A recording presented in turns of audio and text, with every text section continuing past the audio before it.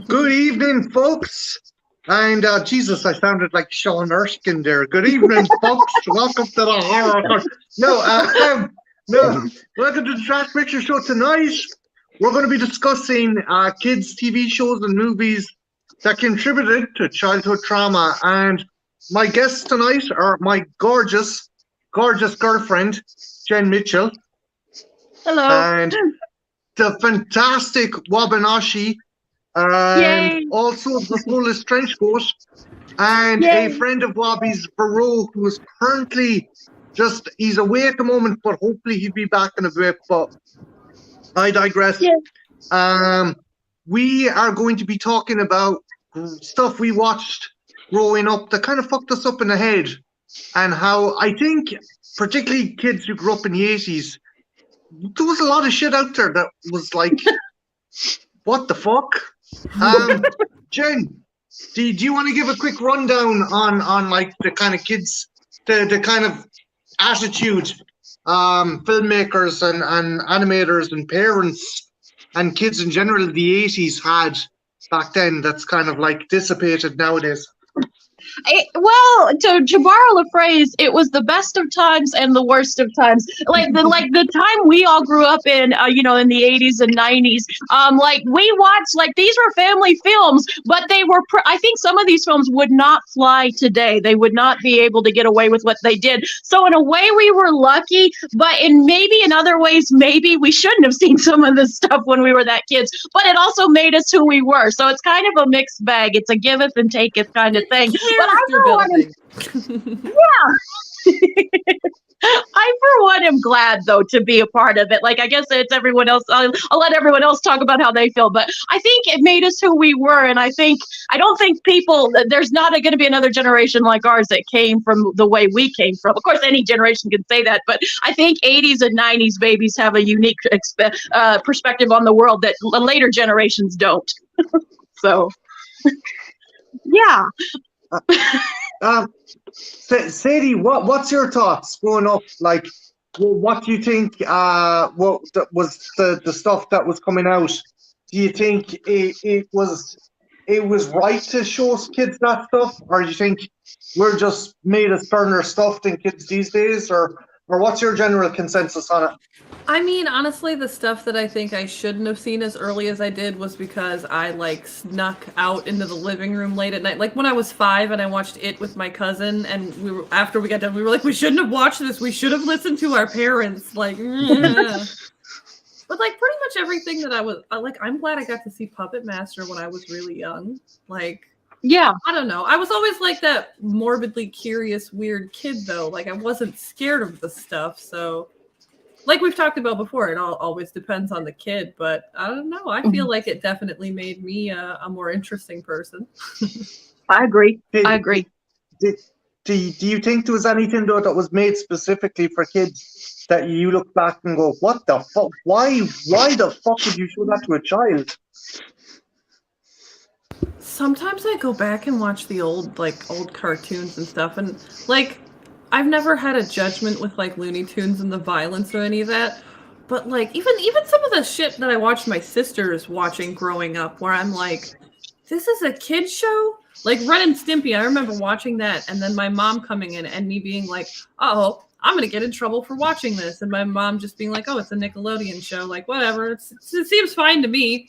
And then, like, my sisters would watch, like, Chowder and Gumball and stuff. And it's just like, there's some weird shit going on in here that I feel like the parents are just like, oh, I mean, it looks like cartoon-friendly kid shit to me. And then they just walk out.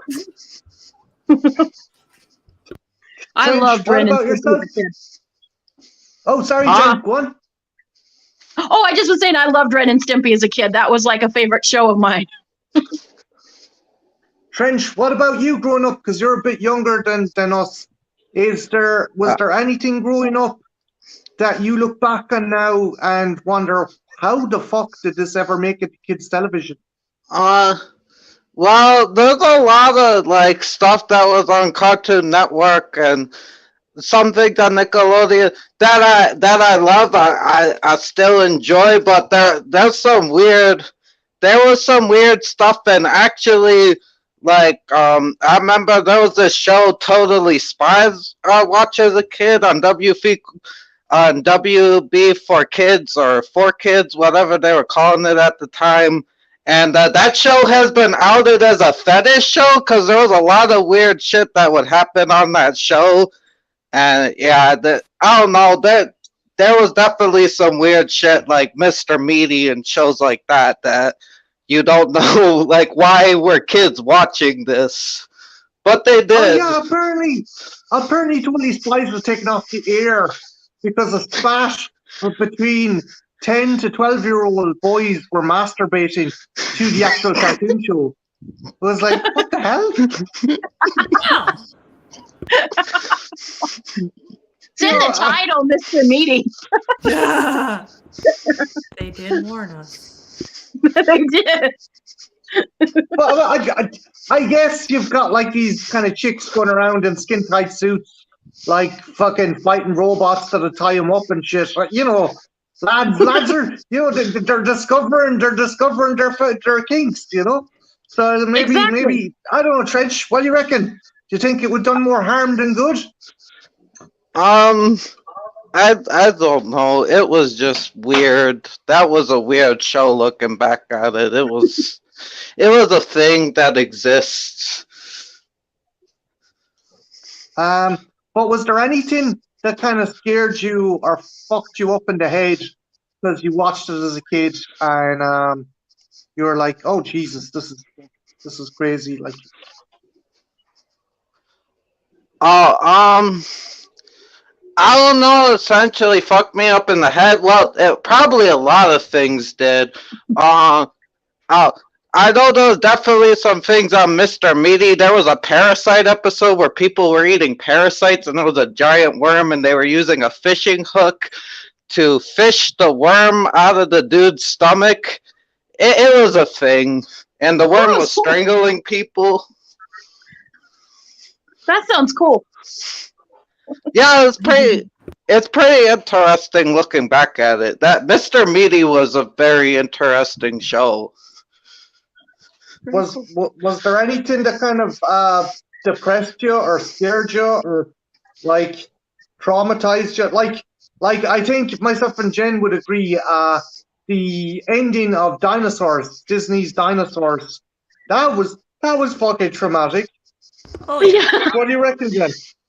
Well, we all should have we all knew like what would happen. So of course, I mean, in a way, we should have known what the season, the series finale of Dinosaurs would be. But like, you fell in love with these characters and stuff, and you realize they're all gonna freeze to death. It really hit home what they went through and stuff. But then that was kind of the genius of Dinosaurs. Not to make this a dinosaur stream, but like they actually, if you look back on it, it was a lot more than just a dumb kid show. Like they actually tackled some issues, and they also knew what they were and would wink at the camera, but they also managed to get some points across. Yeah. So like, it was Jim Henson. Oh, sorry. I could have crossed Oh them no, in there. I was just gonna say it was kind of ahead of its time. The one episode where Robbie refuses to eat meat for a while, people have taken that as a homosexual analogy. They've taken it as an actual meat thing. They've taken it in so many different ways, and there's a couple of shows that Dinosaurs have done that, and like people have taken them for what they're talking about. They're talking about other stuff than what they're talking about, and for the time for the show, it was kind of cool. So. Yeah, Jim Henson was notorious for saying that tins should be made to scare kids because kids need to be made aware of things like death and trauma and things like that. He didn't believe in cotton woolen kids. Prime example of that would be The Dark Crystal, the original movie. That fucking there's scenes in that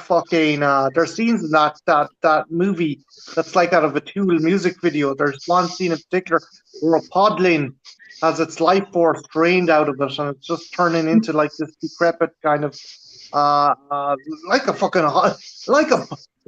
Holocaust victim with a fucking puppet. It was fucking freaky shit, Yeah, but I agree with Jim Henson because, like, you're not really doing, sometimes you do have to be cruel to be kind. And I think it's a lot more detrimental to kids to, like, protect them and coddle them because eventually they're going to leave the nest and get out in the real world. And when they think it's all rainbow and roses, when they eventually are going to get slapped in the face, it's going to be even 10 times harder than if you prepare them. I don't think you should, go out and drag a kid and watch you, shoot their favorite dog or anything, but I think you got to prepare them. You know what I mean? I think you do have to, and children and television and stories are a good way to do that.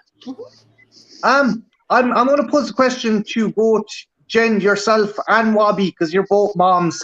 Do you like Jen? Do you think media like that is essential, beneficial, or is it negative? Or like you just said, it's beneficial. Oh, I think it is beneficial because, like I said, you got to know your kid. You got to know your kid, and you can't, hit them too hard, too fast, too soon. You got to, there's a lot of factors in it. But I honestly do believe that you got to show the kid everything about life, not just the good stuff. Or you're really doing them unkindness. You got to prepare them for the world. Again, but you also got to know your child and know, okay, what you might tell one of your kids, you might do it in a completely different way for your other kid. You got to factor that in too. But yeah, you do have to. And I think it is beneficial. And I'm very much on creativity and imagination. And so you want that to be a part of your kids. So I'm okay with it. Sometimes film gets lessons across much better than you can as a parent. Like you can be like, hey, if you do this, then, these bad things might happen. And it's just like telling a little kid, oh, that's hot, don't touch it. They might just fucking touch it. You don't know. But there's a lot of lessons I learned through film where I'm like, oh, I'm not going to put myself in that situation because I've seen what can happen. And sometimes I think it hits home a lot better when a kid sees a story that way versus like being told by a parent. Exactly. And like, especially if it's like a character or something that they can really identify with or means a lot to them, they might listen to it better than if it's their mom or their dad or whoever telling them. I agree with you on that point. Yeah, like if your mom tells you to wash your hands, you might not listen. But if Batman tells you to wash your hands, oh. Exactly. I agree. I think I think you bring up a wonderful point, and that's true. But again, you got to be careful because every kid is different, and sometimes you might have a more sensitive kid and then another kid. So you always got to factor that in too. I've one more question for both of you again as parents. Was there ever something? I think I know the answer with both of you because you're fairly kind of chill.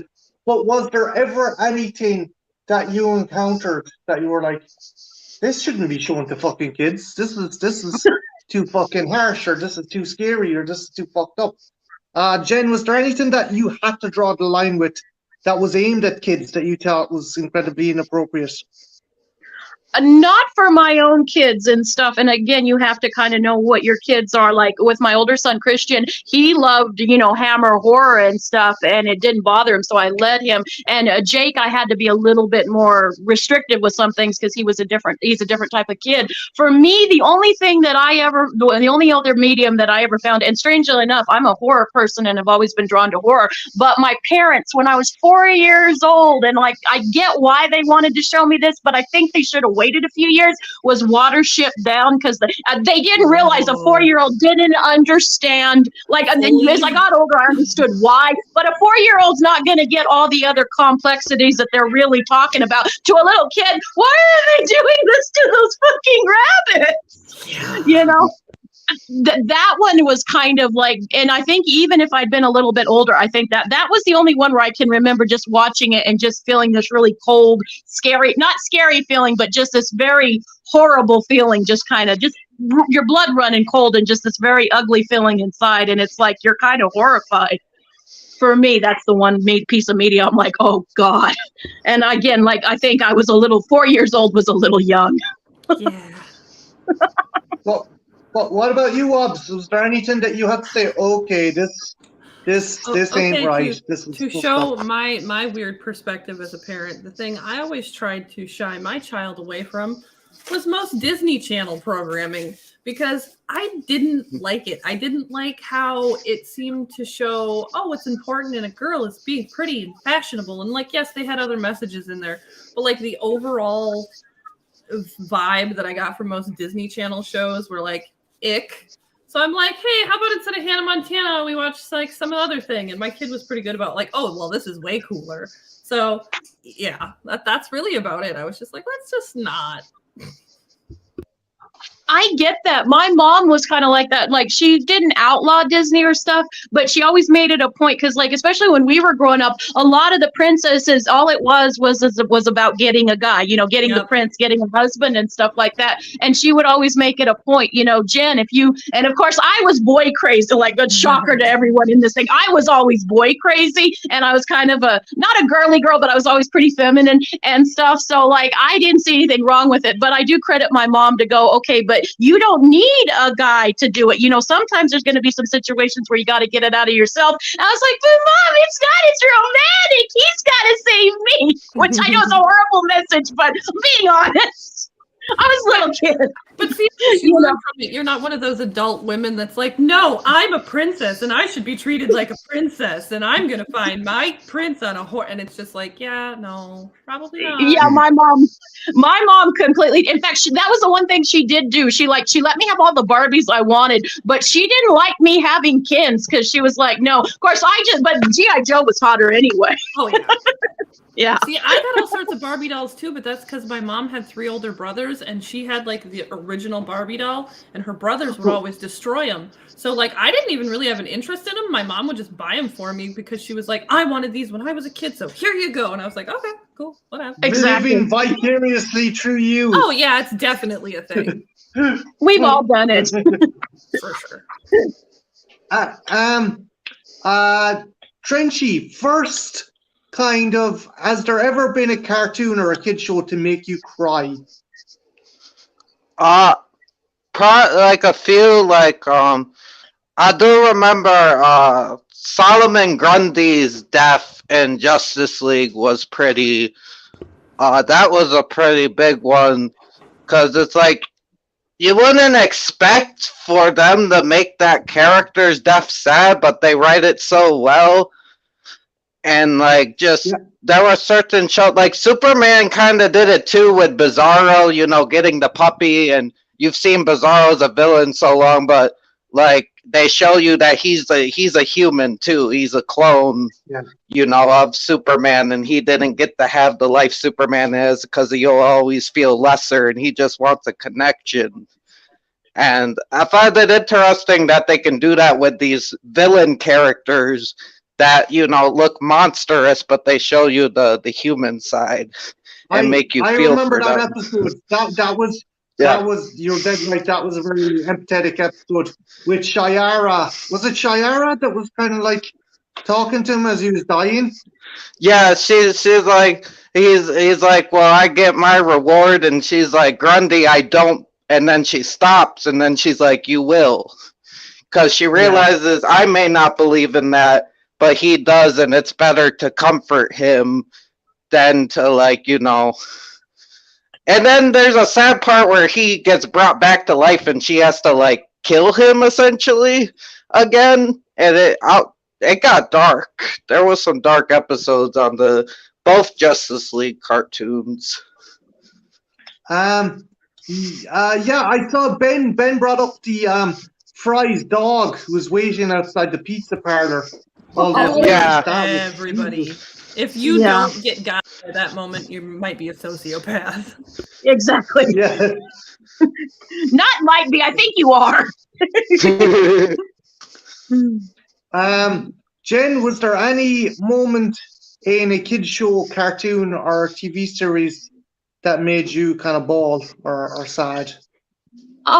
There were things that made me sad. I don't think, besides Watership Down was the one that really was like, oh my God, why did you people do this to me? But I did get like a lesson. And again, it shows when you come from parents that are two polar opposite people, it gives you an interesting perspective on growing up. And I remember watching The Fox and the Hound and like kind of discussing it with my parents and stuff. And I told my mom, because she's like, oh, you know, you can be friends with whoever. And, you know, in The Fox and the Hound, you know, the only thing good about about the Fox and the Hound is they don't kill each other, but they don't really get to stay friends. And I was kind of having this, mind you, I was like 5, 6, somewhere in that area and stuff like that. And I'm like, but they get different people can be friends, right, Mom? And my mom's like, of course, Jen. And then my father just, I think, because he liked to antagonize, goes, but Jennifer, always remember, a fish and a bird can fall in love, but where would they make their home? And little stupid Jen was like, they could still fall in love, like the bird could make his nest over where the fish is the river and stuff. And it really You got were stuck. romantic even when you were a baby. I was, but I remember it really bothered me. My father and I didn't have a particularly close relationship, and I'm like, that's cold. Yeah, like, I didn't think I used the word callous in my head, but I was basically thinking, you're cold and callous. They could make it work if they really loved each other. So that was I got very drastically different parenting, and it made an interesting childhood, to say the least. But it did, I guess they were trying to make me think on my own 2 feet. But I did remember getting upset because I thought that was such a beautiful friendship, and it made me sad. But I guess it was sort of beautiful they didn't kill each other. So, yeah. Yay! Yay! Mutual annihilation! Yay! What Wobbs? Is there any scene from a kids' movie or TV show or cartoon that broke you? Y'all remember My Girl with fucking Macaulay Culkin and that girl? Oh, that was yeah. everything? Jesus the Christ. That made, because even when I was little, I was like, no, I'm gonna be tough, I'm not gonna cry. That movie, I was so distraught. When he dies was bad, but when Veda starts crying on his coffin, Where's his and his mother is there. Yeah. Yeah. That was it. Also, I just want to give a shout out to people in chat in case you think I'm ignoring you. Big hello to Full Moon, Ben Grimm, Horror Man. Who else have we? Stevie loves horror. Deacon is in the chat. And hello to all of you. Hi guys. Oh, Marty, there was one when I was a kid. I don't mean to like hog everyone, but I just remembered another movie. It didn't like that. My Girl didn't wreck me, but I guess this is sort of my equivalent to My Girl. And I don't know, and I'm just curious if anyone else remembers it. I'll mention it really fast if you don't mind. Go for it, babe. There's a movie from the 90s, and it was, I think, Reese Witherspoon's first acting job. Has anyone ever seen a movie called Man in the Moon? Not the one about Andy Kaufman, but and the director did To Kill a Mockingbird, actually. But there's a movie called The Man in the Moon about 2 sisters, and they fall in love with the same boy. One of them's considerably younger, and the boy dies. Like the guy's name in the movie's Court, and he gets killed in a tractor accident. That was kind of My Girl.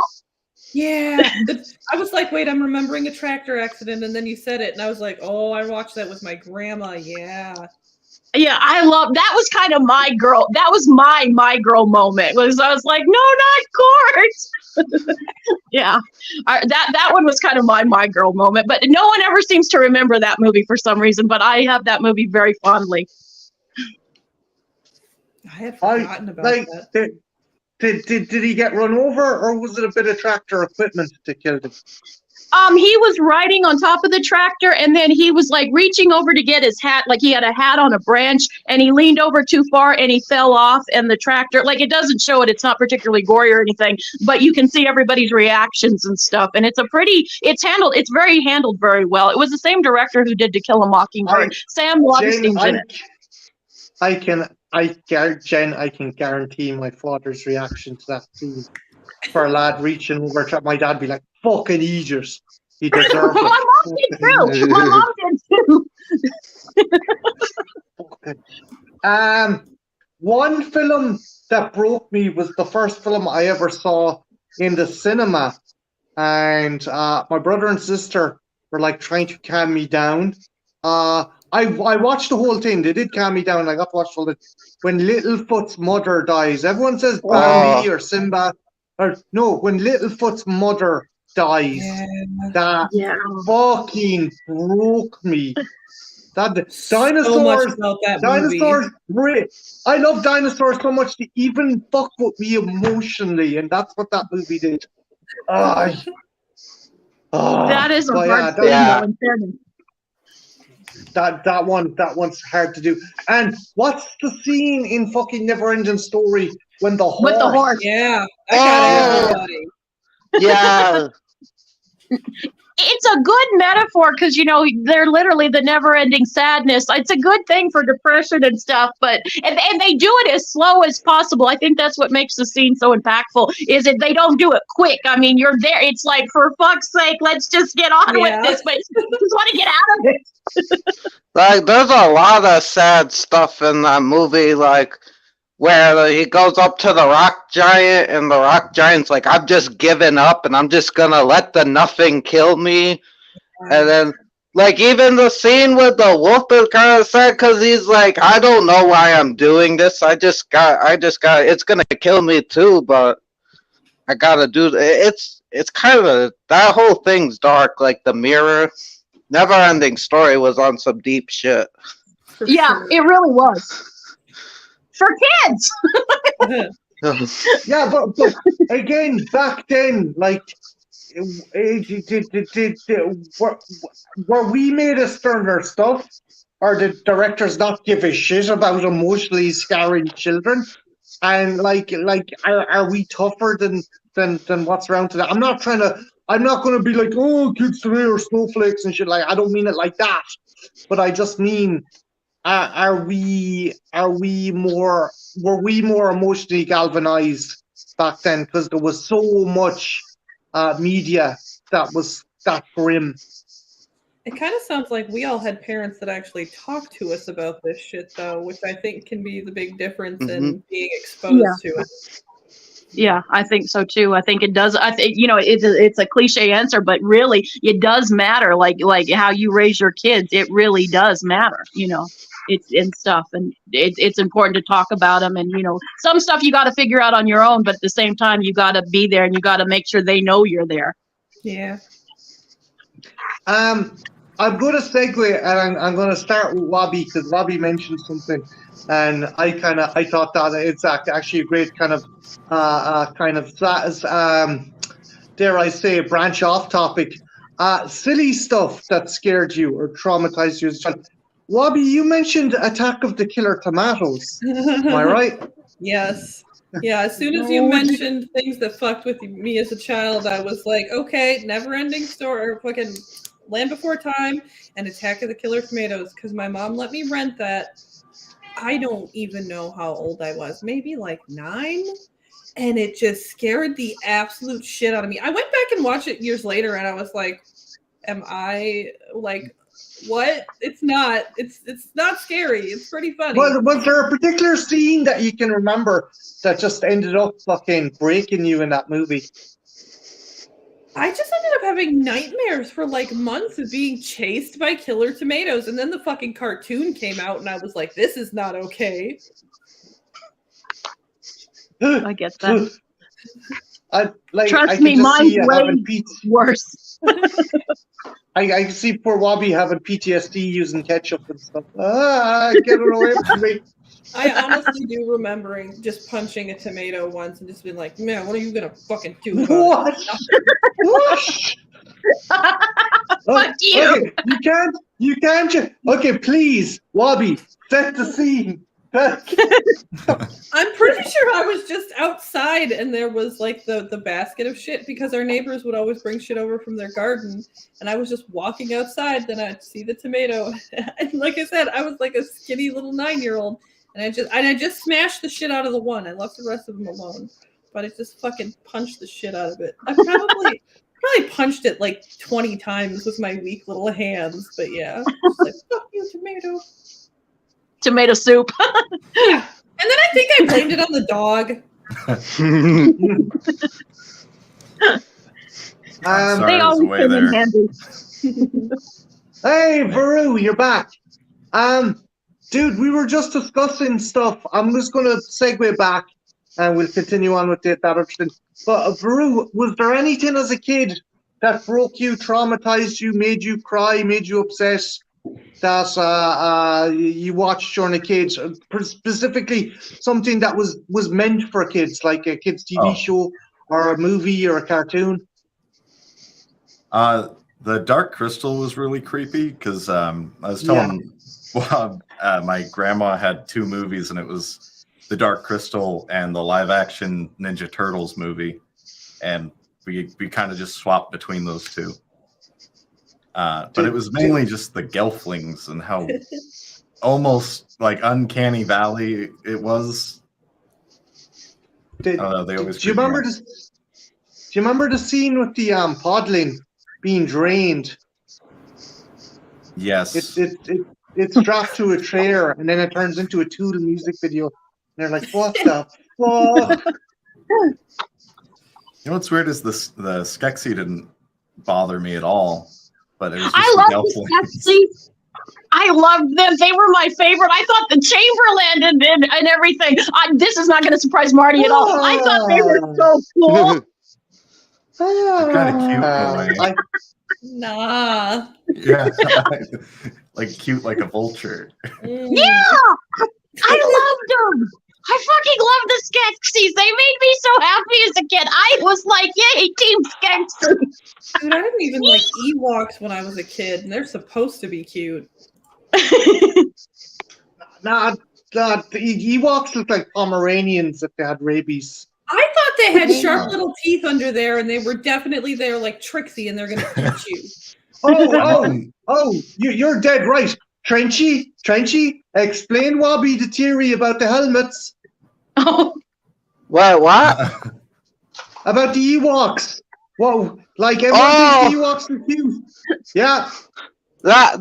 Okay, so the Ewoks are creatures that so what happened was they needed food, right? So they ate the stormtroopers, and they were gonna eat Leia too, but she was nice, and like I think they might eat each other, and they probably just kill everything and eat it. Yep. But they definitely ate the stormtroopers, and I think that's why none of the humans are eating at the end of the movie, because they don't want to be cannibals. They know, but they're not gonna say anything. Yes. Fucking 100. They don't want to look down on their culture. I bet Han Solo snuck a piece, though, Oh. probably. But yeah, so bouncing back to the topic we got into, bro, is there anything you watched as a kid that scared you, that when you went back and looked at it, you were like, why or how the fuck was I scared of this? In retrospect, it was like super silly, because Wobby was telling us about Attack of the Killer Tomatoes, how that scared her as a kid. Was there anything that scared you as a child that you look back on and go, what the fuck? Why the fuck did that scare me ever? I think I maybe there's 2. Definitely the Brave Little Toaster was one that I originally watched, and it just kind of sunk in kind of in a very depressing way. And then I went back and watched, and those messages were still there, but I wasn't as afraid anymore, I guess. Yeah. And this might be an obscure movie, but it was Heidi. It was like a little Dutch girl or something. It was fucking Shirley Temple. Yeah, it was just it creeped me right the fuck out, and I don't know why. I never found out why. I used to have to watch all sorts of Shirley Temple with my grandma, so that's kind of hilarious that you're like, no. No, thank you. I can understand. Jen, Yes. What about you? Was there anything you watched as a kid that you were like, oh, this is scaring me, and then you went back and watched it, and you're like, how the fuck did this ever scare me? Okay, 2 things before I say this. One, you all people are, and you're going to say, oh, no, we're not going to judge you. You people are going to fucking judge me. I would judge me. And 2, it didn't scare me. It just gave me an uneasy feeling. Like there was something about it, the vibe of it, that just gave me like a really creepy feeling. And that was the 80s HBO intro. You know, the one with the lights that goes, da-da-da. That just gave me a... Yeah, the old one. It creeped me out, and it didn't scare me exactly, but it gave me a very uneasy vibe, and I never liked it. And Christian laughs at my older son. Christian laughs at me, but he's like, "You're scared of the 80s HBO intro." I'm like, "Fuck you! I'm not scared. It made me uneasy." So if we make a horror movie specifically for you, that's the sound we have to use when the killers come in. Got it. Oh no! Corporate broadcasting. The killers fly over in a helicopter with a big spotlight and turn on all the power in the city. Fuck you all! It's unnerving! It's fucking unnerving! It was when I was a kid! There's something bad juju about that whole thing! I don't like it! That makes me think of the kids show my sisters used to watch called Angela Anaconda, and it's something about the art. Oh! The art Sounds so familiar. Oh no! Just Why look it does up, that ring Google a it, bell? Drew. You'll know what it is. No one should watch that. So weird. Okay, someone give us a rundown what it's about and why it would be disturbing or why it'd be messed up. Trench, Trench? that one's on you. So Oh no! is this show about? I think it's French. I don't know. There's a show about these like school children, but they're like the animation is weird. They're like almost paper-like, and they're gray, and they have no color. But instead of the clothes they wear, if I remember correctly, and it's about this girl that's named Angela Anaconda, and she has a weird, creepy voice, and she is this bully that's always bullying her. And then there'll be these like weird sequences of dream sequences where she'll think about torturing the bully girl, like dropping things on her or stretching. It's a thing. And if you listen to the theme song, it's I don't know. It's like chalk. It's like nails on a chalkboard. I used to watch a lot of this, and I completely forgot about it. You've given Vero PTSD, Trenchy. Congratulations. Sorry. Oh, dude, Ben Jen, versus what's Kill the other- Darkseid, that's a good one. What was the other thing that you were embarrassed of that freaked you out as a kid that you look back on it and it's kind of silly?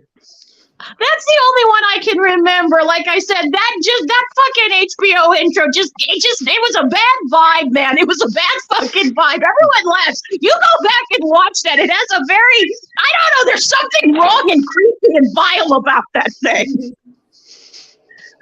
Okay. I can feel you all's judgment. I don't Well, care. I'm looking it up later for sure. Christian gets such a kick out of that. He's like, you're scared of the 80s HBO intro. I'm not scared. I'm uneasy. Yeah, it's just unusual. Exactly. Fucking HBO. Forget The Last of Us. It's the intro that scares Jen. I have a feeling I'm not going to hear the end of this from you, darling. No, you will. I know you're okay. Trench, what about you? Is there anything you used to watch that freaked you out and then you went back and watched it and goes, what the fuck? Why was I ever afraid of this?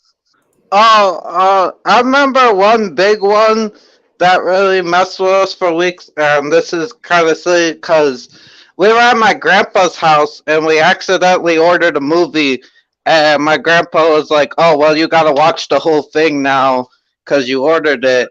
And it was that Adam Sandler movie, The 50 First Dates or whatever, and there's a scene where the girl gets hit. I think she's in a car accident. She's hit in the head with a coconut or something, and we found that so scary. But now it's supposed to be funny. It made you afraid of coconuts? Coconuts are terrifying. Wait. 500 people a year. Yeah, and You Adam kill people, Sandler. so yeah.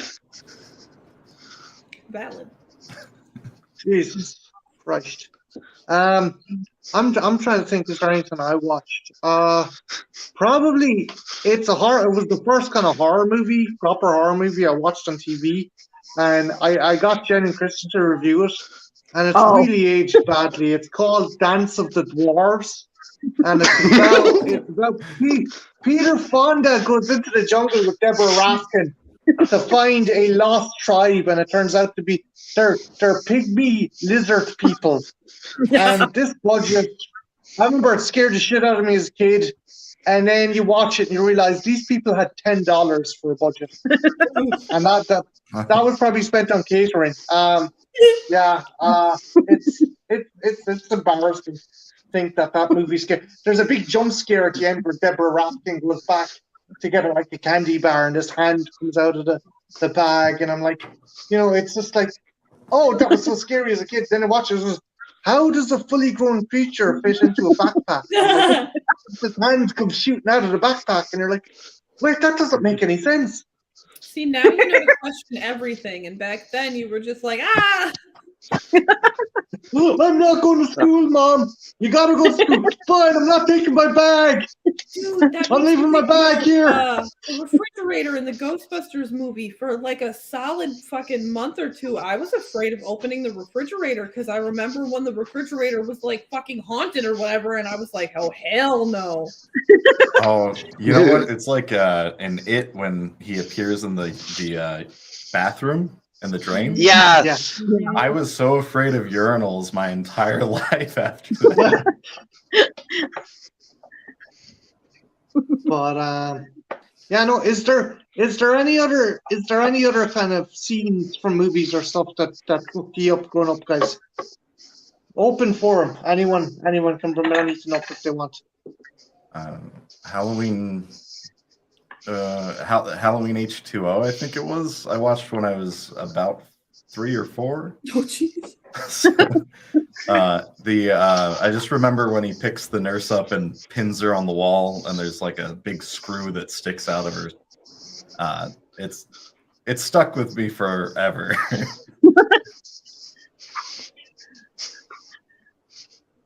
Everyone talks about, from our generation, I think everybody talks about Pet Sematary, the original Pet Sematary. I've heard so many people say Zelda fucked them up.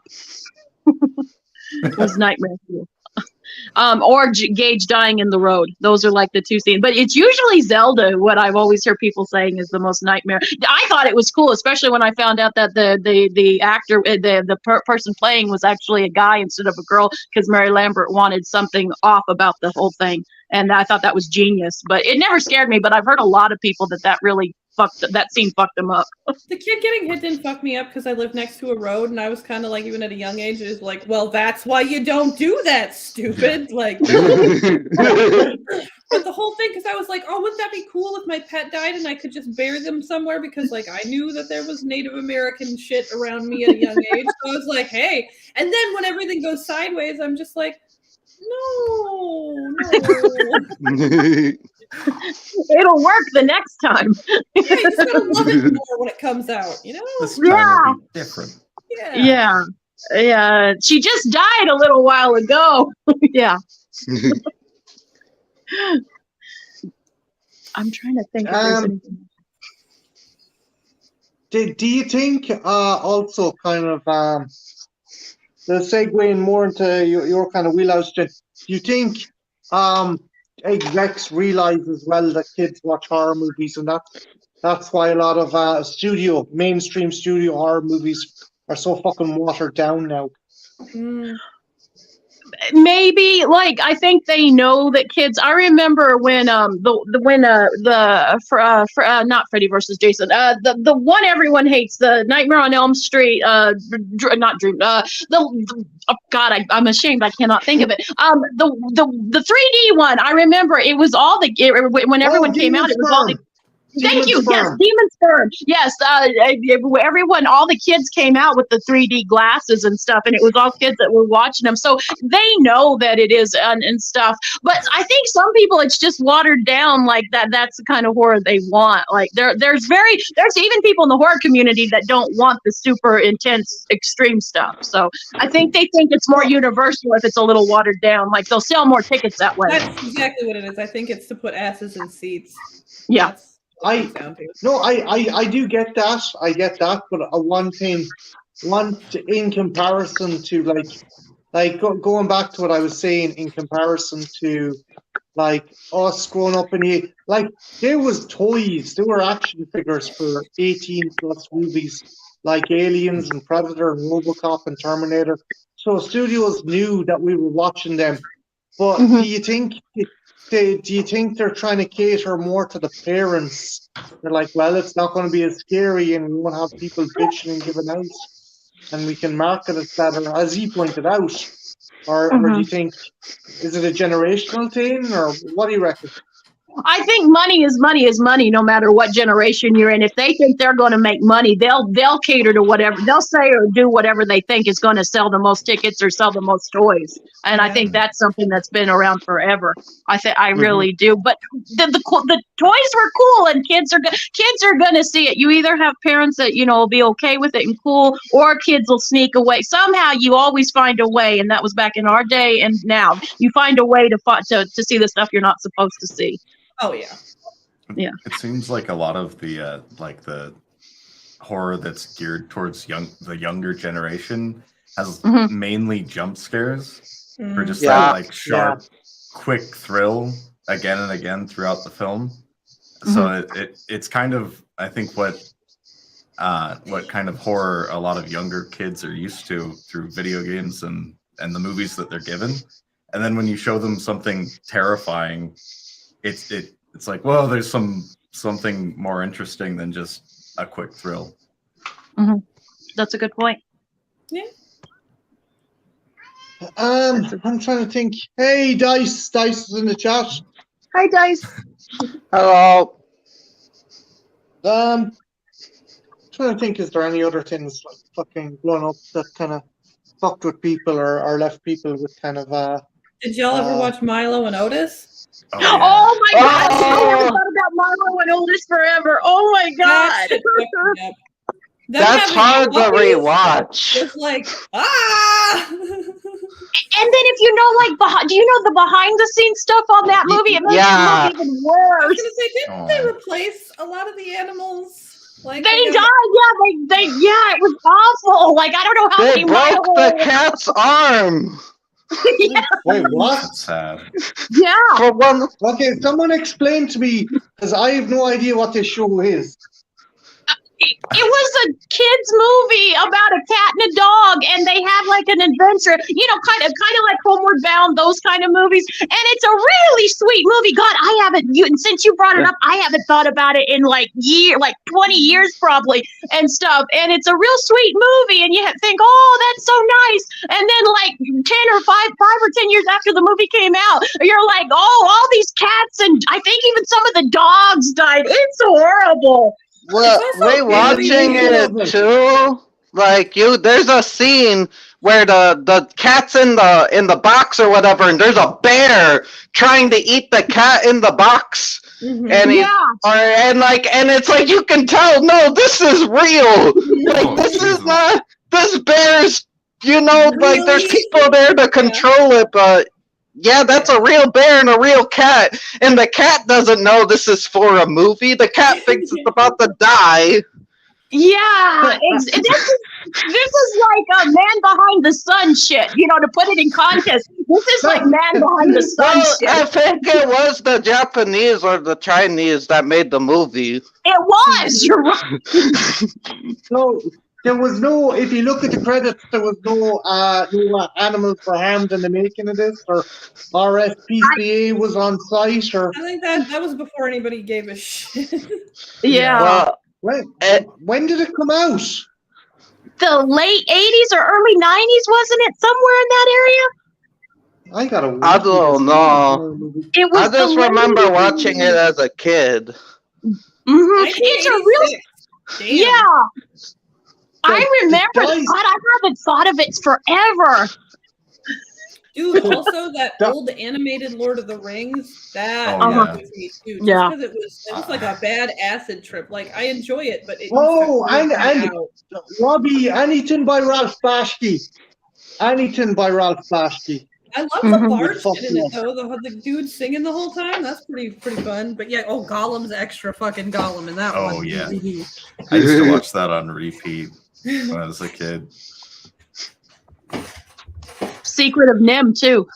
That one has a few parts. Yeah.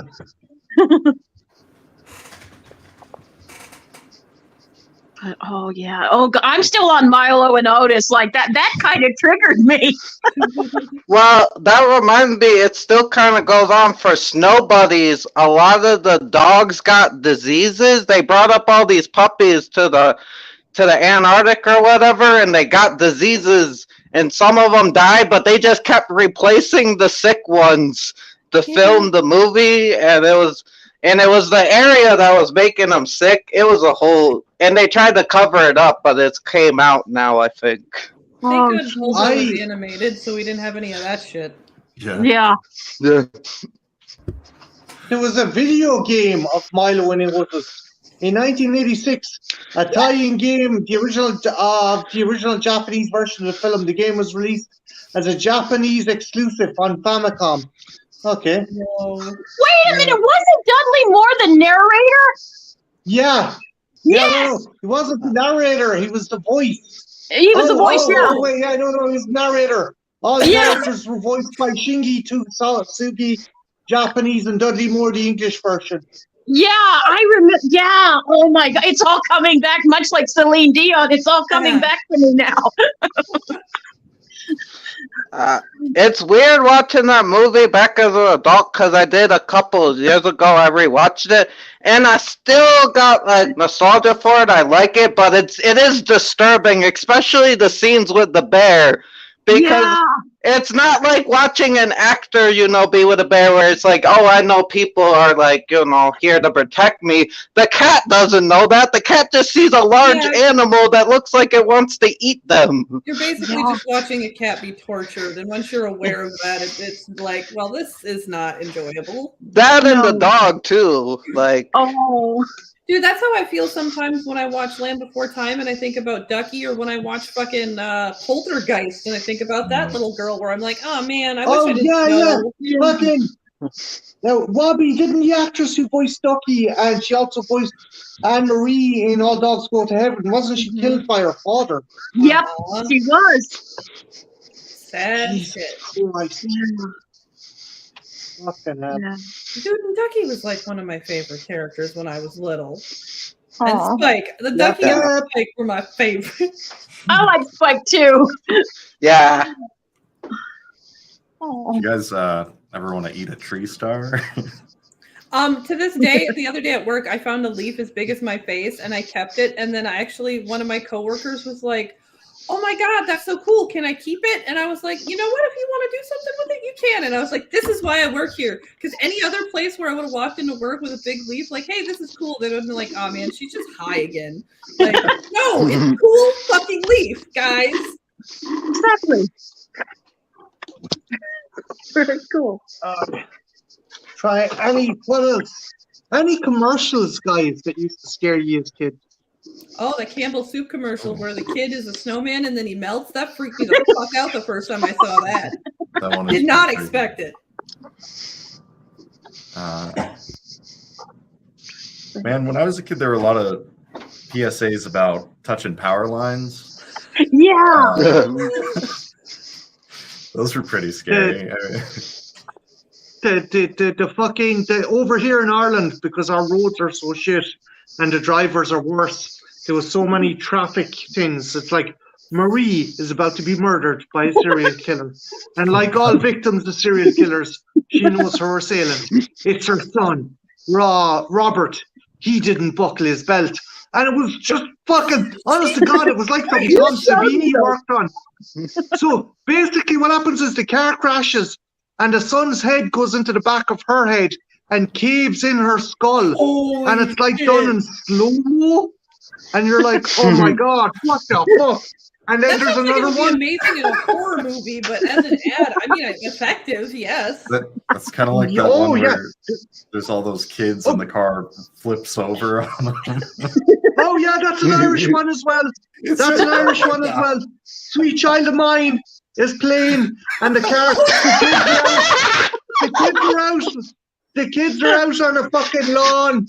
Preschoolers, they're out in the lawn having like on a blanket eating a picnic. Car flips the wall, just rolls them over like it's fucking bowling. I mean, there isn't even a spare. It just. Ireland takes traffic safety very seriously. Oh yes. I mean, there was another one that used to scare me as a child, where it's like giving statistics of road deaths, and it just pans up, and there's one body with a blanket over it, and then it goes up, and there's 2, and then there's 8, and there's 10, and it's the entire fucking freeway just covered in corpses, and like there's blood leaking into the gutter. It's like, remember, if you don't belt up, you're going to cause the death of so many people. It's like speeding kills, and Jesus Christ! I mean, no wonder I never learned to fucking drive. Seriously. That probably made a whole generation of people be like, "Well, I'm not even going on the road then." It explains a My lot. roller skates, thank you. But, There was another PSA with the cast of Cats. Was it for not smoking? Does anyone else Yeah, there remember was so many of this them. There was not smoking. There was sexual abuse. If PSA? if you get attacked, make sure you squeal like a cat. And it's like, what the What? fuck? Are you talking about?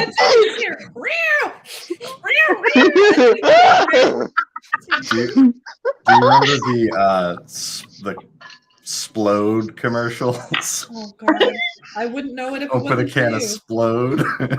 Wait, is that the one where he jumped? They're like doing the skydiving or whatever, and they drink the can and they jump, and the last one explodes. Yeah. And then I think it's a metaphor for smoking or something. I don't Yeah. know. It's a truth commercial. I remember that. That and gopher cakes was very good. Do you know, fucking, my brother got caught in an awkward situation with my niece, because they have the channels and they put on fucking, was it Sky? There's a British channel. And like, it's this girl's birthday, and she's like, yeah, got this, yeah, got this. And she opens up a box, and like, it's her auntie gave it to her, and she takes it out and it's a whistle, and she's like, it's a rape whistle. And I was like, Oh, I've seen that. You know that's happened to somebody in real life. It definitely has. It's a practical gift. Too Smart. Does anyone remember Pooh Corner and Too Smart for Strangers? I think I'm showing my age here. Welcome to Pooh Corner. They had this thing with Pooh Bear, and there was a show on the Disney Channel, and they had this British guy, narrating and telling, and they had puppets. Well, not puppets, but guys in costumes and stuff. And it was creepy, and like they did a whole thing on like if someone touches you, run and hide. And it's a thing. Go look it up on YouTube. It's horrifying. I like the way you worked it into your review as well. That was brilliant. Fucking Canadian PSAs. Jesus Christ, the Canucks do not fuck around with their PSAs. It's like, I'm getting married on Thursday, but I'm not going to make it because someone forgot to clean up this oil. And someone left this oven and it slipped. Kids are heading Those are horrifying. and get Doesn't set it on wonder why fire. everyone has anxiety now? Jesus Christ. It's like, and what? She hits her head off the stove against the burning flame, and a big fucking pot of oil comes down on top of her, and you're like, oh, what That sounds like fucking an awesome scene from Final Destination. Final Destination? Yeah. There's another one as well. It's like this mother is like, you think she's advertising one thing, and she's like, oh, new Vanish, whatever the fuck, and she slips on a toy and goes through a glass coffee table and is just there screaming with like bits of glass in her eye socket. Oh, yeah, no, that true. commercial. I bet the glass table industry was really not happy about that one. No. It took a hit in the sales.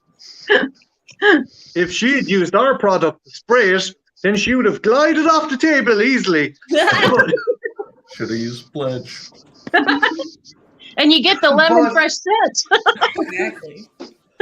It's in my wounds. It's in my wounds. Don't worry, it's antiseptic. It's helping.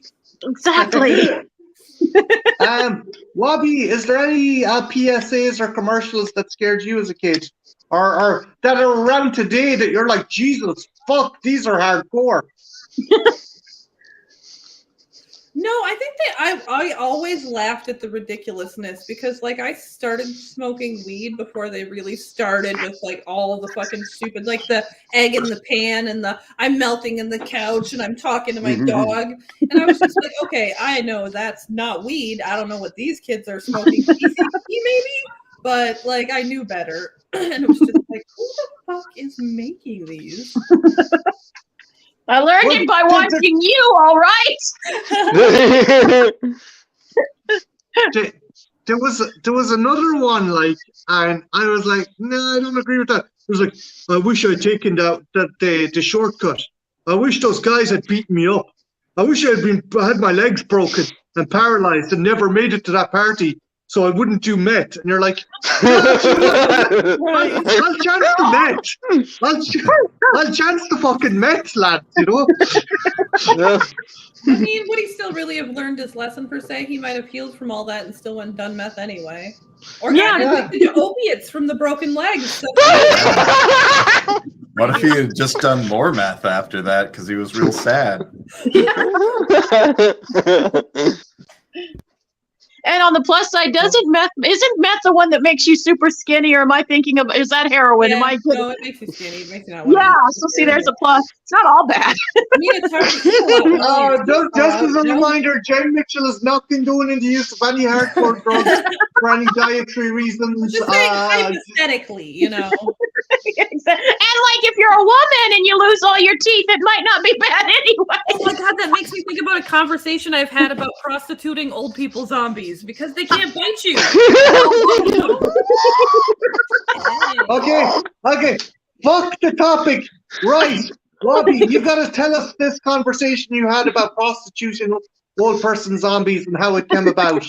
Well, you see, me and my sister were working at the nursing home, and this was in the height of, you know, everybody worrying about the zombie apocalypse. So basically, everywhere I go, I'm like, hey, I could get resources from here if there was some sort of apocalypse, or hey, if something went down while I'm here, what would be my plan? And then we were getting high in my car at break, and we were talking about like, okay, there's like plenty of food here. We could set up our base downstairs. And then she's like, but what do we do with all the old people in their rooms? I'm like, we just had hinged the doors, like one of those half and half doors, and then we just prostitute them. And she's just like, what?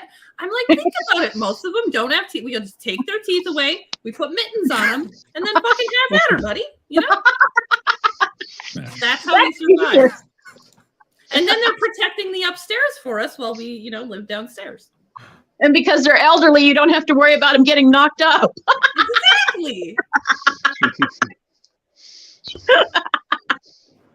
The Trash Fisher Show would like to just say that Wabanashi, I do not condone Wabanashi's plan at prostituting or doing sexual slave trade of geriatric people. And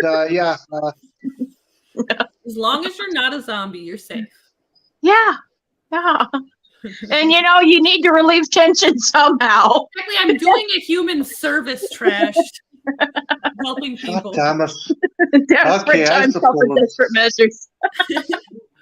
I suppose. Dice, do you want a link? Do you want to jump in on this? Do you want to chat? Get in on this if you want to. Was I going to say? I've kind of. I'm trying to think. Jen, was there any topic or segue topic you wanted to bring up on this, or bring up any movie or? I'd like to just kind of discuss what prices, like would there be different prices for the zombie prostitutes? What would we charge for with certain acts? You know, I mean, what would be the boundaries? Yeah, I'd have to have an in-depth conversation with the person first just to find out what I could charge them, because you know, and then I'm gonna be like, well, you know, Bertha over here, she's very soft and cuddly. You know, you just give her a chicken bone to gnaw on, and then she's a great time. You know, but Grandmother of four. yeah, Okay, I'm going to disappear for 2 seconds and hopefully erase this from my mind. Jen, you're in charge while I'm gone. Before you leave, Marty, I gotta ask: would we charge more if one of the draws was like, she might even remind you of your own granny? yes, for sure. For the love of fuck, right? It's like a taste of home, you know. Me, Mom? That was great. I have problems with people trying to kidnap them occasionally, but you know. You're providing a good service. Really, you're doing God's work. Giving these zombies a good home where they won't hurt anybody. And they want to feel productive and contribute too. Yeah. Noble work. I don't know how long Marty's going to be gone. Oh, I just imagine the Jeopardy music playing. Our love's in jeopardy, baby. I think I kind of talked to Wob about this, but was there anything as a child that you ate that, like, consistently ate that was weird? Butter.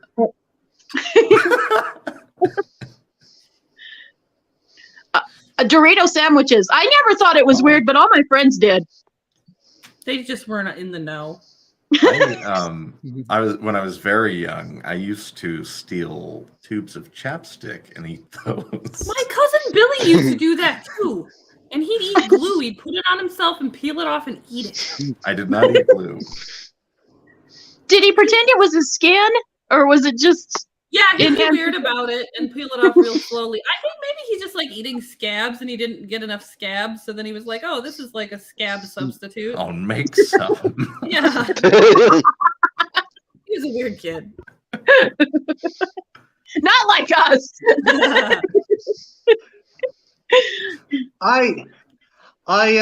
Oh, that's okay, guys. Not eating something, but I did have a wart on my hand, and I got annoyed with it one day. And I was in woodwork class, and I made the dude next to me vomit because I was like, "Fuck this thing!" So I got a bit of sandpaper and started sanding the wart off my hand. Yeah. And I was just doing it. I was just casually standing it off next to her. You were sick of it. Yeah. Oh, I think the grossest thing I ever saw in school, I was in band and we were playing and I saw somebody cough into their hand and then I could see big loogie and they looked around and they just put it back, like licked it off their hand and then went back to playing their instrument. And I was just like, God. oh no, wipe it on the chair. Hey, That's look. better. Wobby, some Don't people say it, like Marty. to taste the lung butter. God Some damn people it! like to taste the lung butter.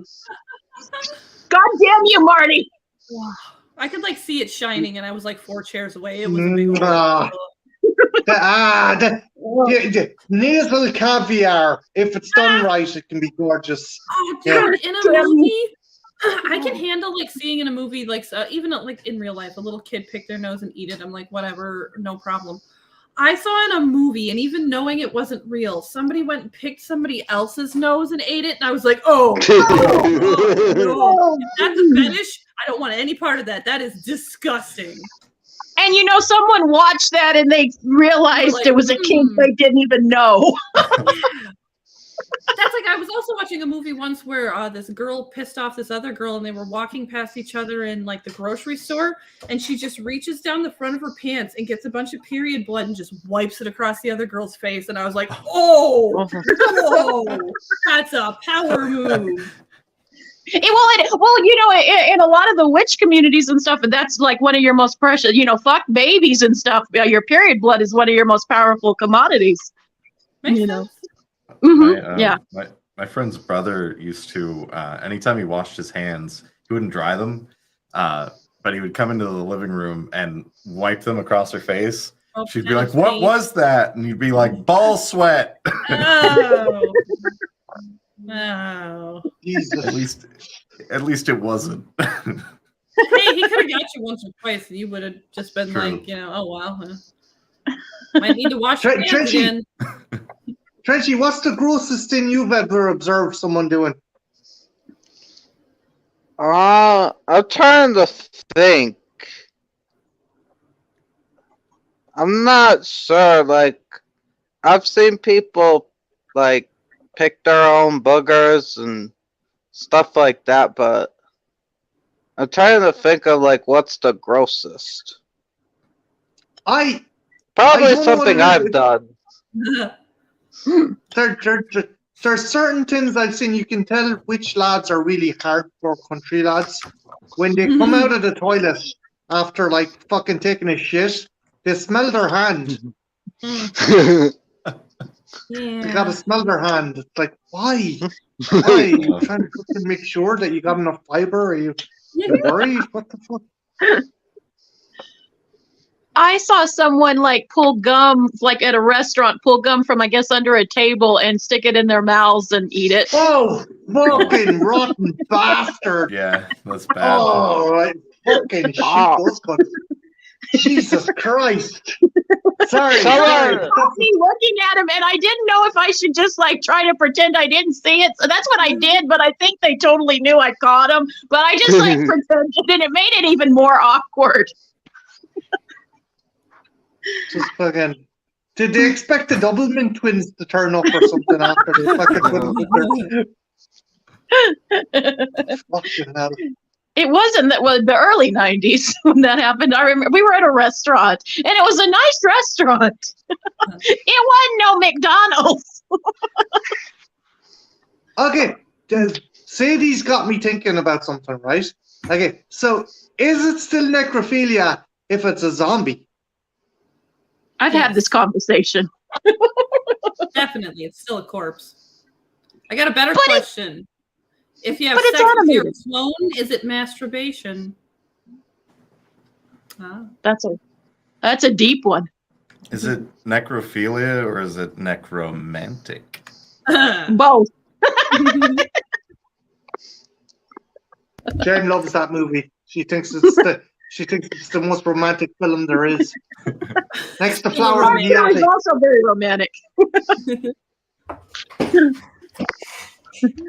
We ended up watching Flowers in the Attic, the newer one, and it was boring as fuck. It makes me That's why really you do appreciate the video. 1987 one. Fucking hell. That was I still want to do Womb though, Marty. I still want to do Womb. That's a good one. That's an interesting one. Essentially, Matt Smith and Eva Green, they're lovers, and he gets hit by a car. So she works in a facility that can clone people, and she has him cloned and inserted into her womb, and she gives birth to him, and then raises him so she can have his baby later on. That's it. It's a strange one. It's romantic, I That'll suppose. make you have a lot of questions. I like it. That makes me curious. We're gonna have to do that one, Marty, because I'm very interested to see. I've never seen it, but I really want to, because of course I do. You have Vesper from Casino Royale and Doctor Who, Matt Smith's Doctor Who, playing the couple. Zombie prostitutes. This is a topic. Like, how would that work? How would that work? Like, so would it have to be elderly ones, or could you get like younger ones, but you'd have to put mittens on them and pull out their teeth? You know, they've touched on this in films before, but yes. No, some people like the appeal of the danger of the teeth, you know? Some people are into weird shit. Would it matter if it's a dead body though? Yeah, but you could be infected. Yeah, if they if it bites bite or you. scratches you. You gotta test and see if it's an STD, and if it is, then you gotta use a rubber, you know? Yeah. Just like a necromantic. What about you, Jen? Do you think if there was zombie prostitutes, people should facilitate them? The use of Well, sure. I'm not a prude, you know. I mean, it's noble, honorable work, and zombie, you got to bring in the money somehow. Do you have to give like the percentage of their pay to like their family? Will the zombie hookers be allowed to unionize? It'd be a regular ass human that would start the union. That's what would piss me off. You know, all the pimps would be these voodoo dudes with like big fucking hats.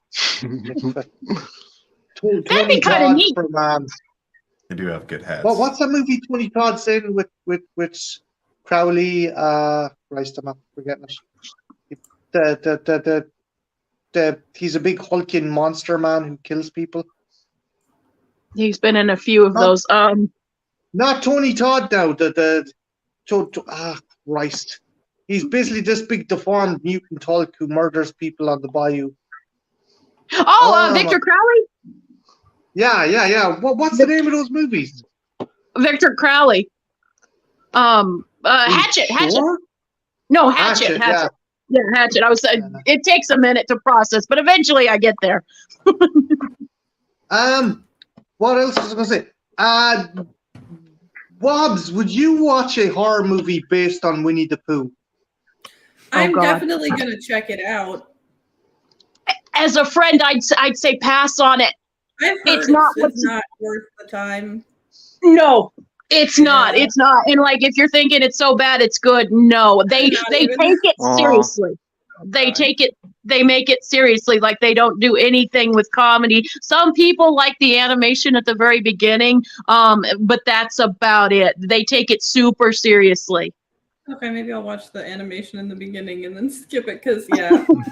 Yeah, and the kills aren't very inspired, and and you can't tell, like, all the women look alike. And I know you're thinking, well, this is a Winnie the Pooh horror movie, but I'm serious. Like, I've heard so many. Wasn't just me and Christian. So many people have said I can't tell any of the women apart. They're all kind of long-haired brunettes. There's like maybe one blonde, and they all have British accents, and you can't tell them apart. Is there any horror movie you would recommend to Wobbs that she Oh, should check God. out that you watched recently? That I've watched recently. There's a movie called, if you like, From Dusk Till Dawn mixed with a little Saw and Texas Chainsaw Massacre. There's a movie called The Price We Pay, and you're gonna think it's an action, for which is kind of a cool thing. For like a good chunk of the movie, you're gonna think you're just in a pretty good, fun little action movie, and you're gonna think, where's the horror? And then you hit a certain point, and then you realize, oh, this is turning into a horror movie. It's kind of cool how the movie handles it. It's real good. Like I all would those things recommend that you said that it's like, so definitely. And it's a real mixture of the three. Like I said, at first you're going to think this is just a pretty good little action movie, but give it a little time and you'll see where it goes. It's fun. The CG, there was a small budget, so like the effects, I think they're pretty good, but they're not like top of the notch, and they do use a little bit of CGI, but they're still pretty good effects, especially when you know the budget. It's a fun movie. I have another topic to discuss, and I'm going to round stuff off, but just quickly. So the new Harry Potter game is out. There's a lot of controversy about it, and essentially people are saying that if you play this game, you're not an ally. I think that there's plenty of other games out there to play, but I don't think anyone should ever be bullied into not doing something. I think there could have been a more, I don't know, what's the word I'm looking for? A more, Tactful? tactful way of getting your point across. Because apparently a lot of people have been doxxed. I don't know. Wobby, have you heard anything about that? Or do you know anything about that? Rue over here knows more about it than I do, but yeah, it's people have been bitching about it on Twitter for weeks now and doing hate raids on streams, and yeah, it's a whole thing. Sometimes I think people just want something to be mad about. Yeah, they're not doing themselves any favors. They're actually kind of like, you're like, you want people to be on your side. Try a level of understanding and explanation, not like aggression full off. People But generally I listen better when you're not yelling at them. Mm-hmm. Yeah. Like, I don't know if you watch her, Jessie Gender done a fairly good, kind of concise and balanced video. She doesn't give out to anyone. She just explains why she'd have issues with it. But I do think people getting doxxed is kind of fucking. But Vero, what do you think of the whole situation, dude? I agree with Wob that people are just looking for something to be mad about, because the one of the big things about it is like Silvervale got hate rated and stuff because she played it, and then people felt bad about that and moved on to bully Fruit, who's another VTuber, for donating to a trans charity without doing in-depth research. And then they felt bad about that, so they moved on to another VTuber who also played the game.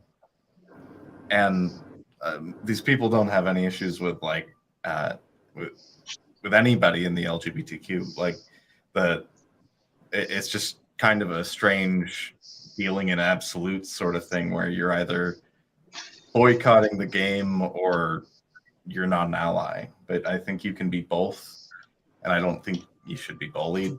I think that's not the way to get people on your side. Yeah.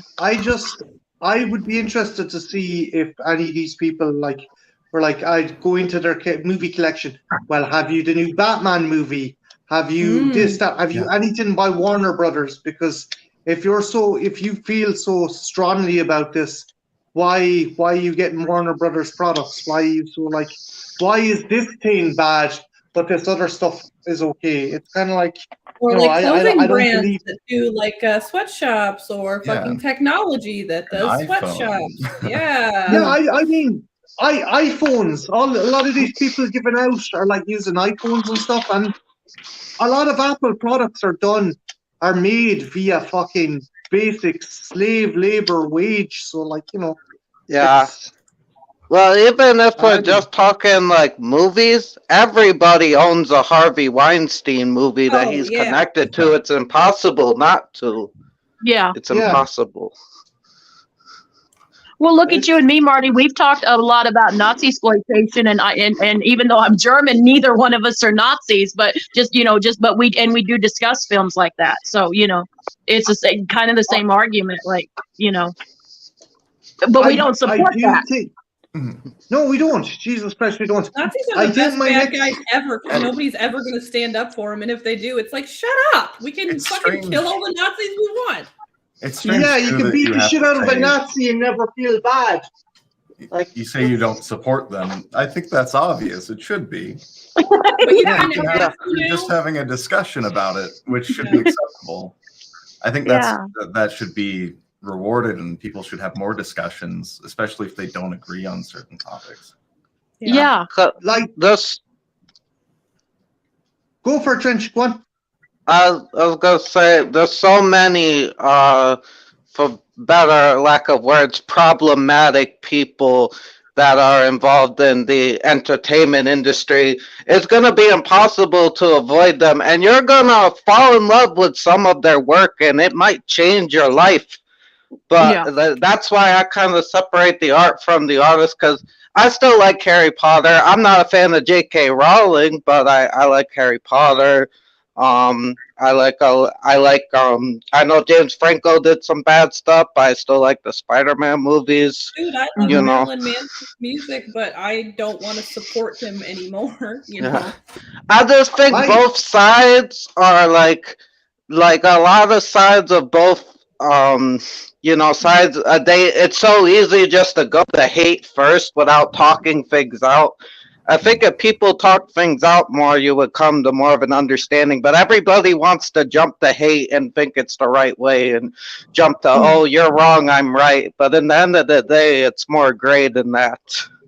Very well put. Very well put. I'm a big Gone with the Wind means a lot to me, but I don't condone owning slaves or anything like that. But one of the characters in the book means a lot to me. I've modeled some of my beliefs and stuff. It's not Scarlet either, if you guys are thinking that, but it's another.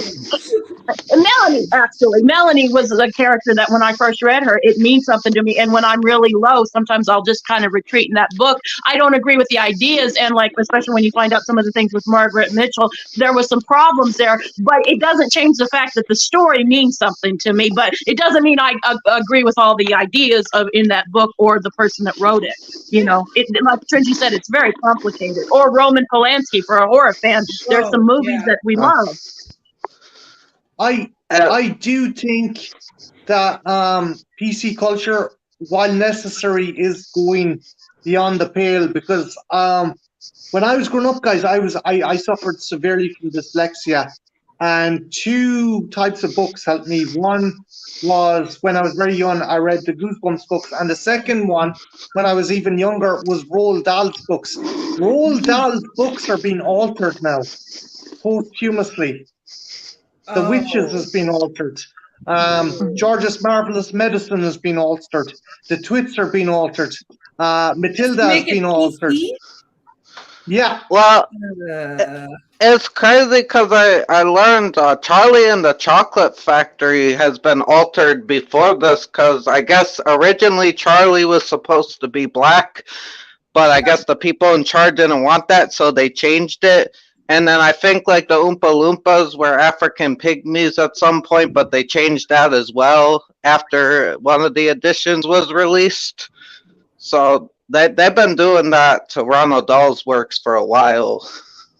It's disconcerting to think when you die, some other motherfucker can come along and change something you created. Like, you know, if it's a product. Doing that with paintings and shit. Like, what the fuck?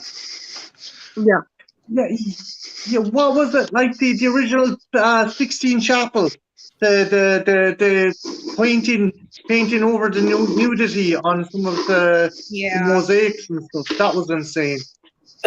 Yeah, I don't know. it was travesty. And Whether you agree with the artist or the work. Oh, I didn't mean to cut you off. I'm sorry, Sadie. Well, it's just so stupid because it's not like they had like a big hard dong. I've seen old art. It's really not much. Also, the ceiling is so goddamn. Like, really? That's what we have a problem with? Ugh. Yeah.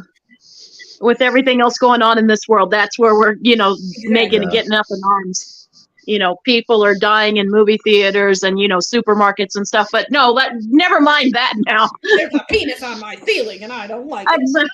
I would love a penis on my ceiling, but not religious connotations. But I've been trying to get Marty to send me photos.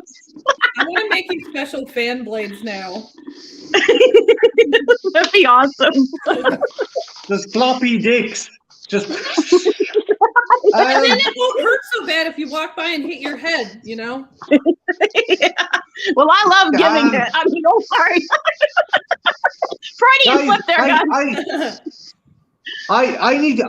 I'm gonna probably finish up. Before I do, I have a question for you.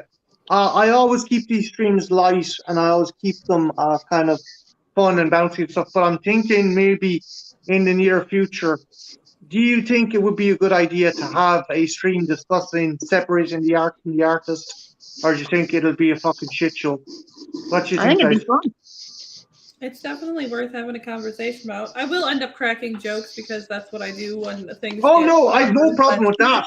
I don't want people thinking I'm being like some fucking kind of super centralist douchebag. Well, maybe we should hear the Nazis out. I'm not fucking doing that whatsoever. I genuinely think that there does need to be an acknowledgement of certain forms of media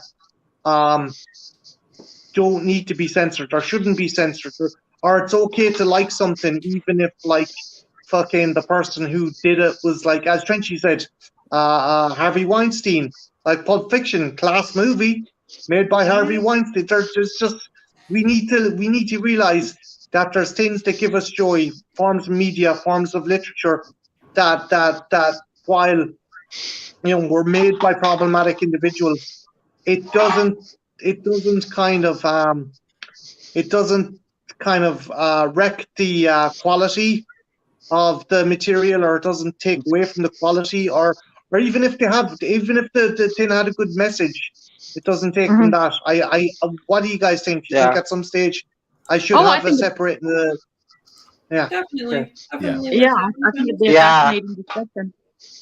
And there's a lot to chew on with that topic, and a lot of people to talk about. Especially in this day and age. With that, guys, I'm going to round it off here. But before I go, Wabi, when's your next stream on Twitch or even on here? Anything you want to plug? On Friday night, we're doing another Hot Tub Time Machine stream where we just go around random places in our hot tub together. And then on Sunday, I'll probably be streaming on Monday. Oh, very cool. Cool beans. Vero, sir, have you a Twitch channel that you want to give a shout out to people so they can check it out or the like, or have you any themes?